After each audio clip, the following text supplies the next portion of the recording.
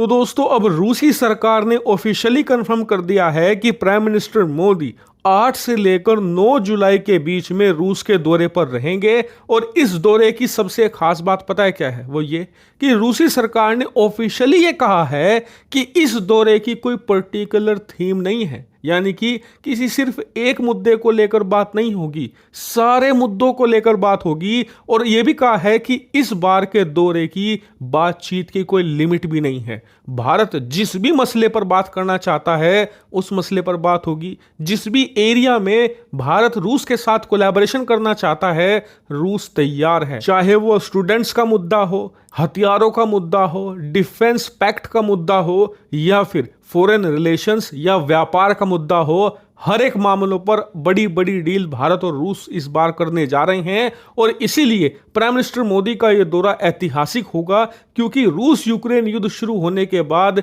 यह पिछले 2.5 सालों में प्राइम मिनिस्टर मोदी का पहला रूसी दौरा होगा। इसीलिए पीएम मोदी के इस दौरे पर पूरी दुनिया की नजर टिकी हुई है, खासकर की अमेरिका के। लेकिन इसी बीच एक खबर बहुत ही जोर शोर से निकलकर सामने आ रही है, जिसे आप अपनी स्क्रीन पर देख सकते हैं। रिपोर्ट यह है कि पीएम मोदी रूस के इस दौरे के दौरान रूस के साथ FGFA यानी कि Su-57 लड़ाकू विमान की डील पर बातचीत कर सकते हैं। दरअसल FGFA अब से करीबन 7 साल पुरानी ये डील है, जिसके तहत जो Su-57 स्टेल्थ लड़ाकू विमान है भारत और रूस मिलकर बनाने वाले थे। इसमें भारत भी कुछ पैसा डालता, उधर से रूस अपनी टेक्नोलॉजी और पैसा डालता। इसके बाद इस Su-57 स्टेल्थ लड़ाकू विमान को इस पैसे और टेक्नोलॉजी के इस्तेमाल से तैयार किया जाता।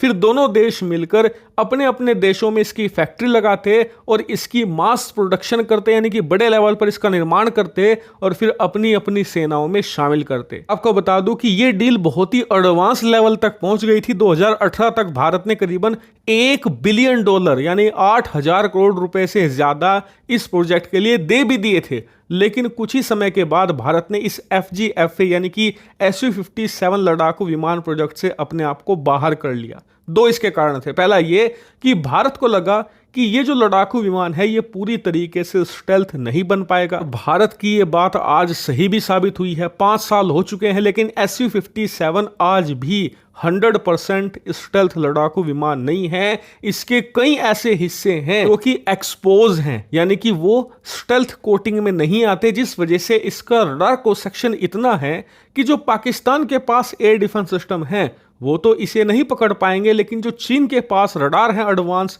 जो डिफेंस सिस्टम है, उनसे इसे पकड़ा जा सकता है। हालांकि रूस का कहना है कि वो कोशिश कर रहा है इसे 100% स्टेल्थ बनाने की, और आने वाले कुछ सालों में वो इसे स्टेल्थ बना भी लेगा। तो खैर, पहला कारण था स्टेल्थ ना होना। तो दूसरा कारण था कि भारत को लगा कि रूस कह तो रहा है कि वो इसे स्टेल्थ बना लेगा, लेकिन कम से कम 7-8 साल का वक्त लग जाएगा, यानी कि 2027 तक ही वो इसे पूरी तरीके से स्टेल्थ बना पाएगा। और तब तक हमें उम्मीद थी कि हम खुद का एमका तैयार कर सकते हैं। इसीलिए भारत ने उस समय अपने पैसे भी वापस ले लिए थे और इस प्रोजेक्ट से भी विड्रॉ कर लिया था। लेकिन जैसा कि आप जानते ही हैं कि अब 5 साल के बाद 2024 में सिचुएशन पूरी बदल चुकी है।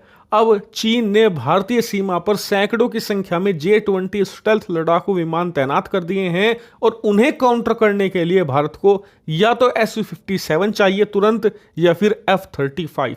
इन दोनों में से एक लड़ाकू विमान हमें भले ही कम संख्या में हो, यानी कि 30 से 35 की संख्या में ही, लेकिन खरीदना तो पड़ेगा ही, वरना दुश्मन को हम टक्कर देंगे कैसे। इसीलिए बताया जा रहा है कि पीएम मोदी के इस रूसी दौरे के दौरान दोनों देशों में Su-57 स्टेल्थ को लेकर बातचीत हो सकती है, क्योंकि भारतीय जो एक्सपर्ट्स हैं उन्हें लगता है कि भले ही Su-57 पूरी तरीके से स्टेल्थ ना हो, लेकिन चीन का जो J-20 स्टेल्थ लड़ाकू विमान है उतना तो स्टेल्थ ये भी है ही, यानी कि उसे टक्कर देने की इसकी पूरी क्षमता है। हालांकि भले ही उसे ओवर पावर ना कर पाए, यानी कि उसके ऊपर भारत को एडवांटेज ना दे पाए, लेकिन कम से कम उसे टक्कर देने लायक लड़ाकू विमान ये बिल्कुल है। और इसलिए भारत इसे कुछ संख्या में खरीदने पर विचार कर सकता है रूस से। इसीलिए मैं आपसे कहूंगा कि चैनल को सब्सक्राइब तुरंत कर ले, क्योंकि आने वाली 8 और 9 जुलाई की तारीख सुपर इंपॉर्टेंट है। बड़ी बड़ी डील्स की खबर सामने आएंगी, और इस बात की संभावना है कि Su-57 को लेकर भी एक बड़ी खबर आए।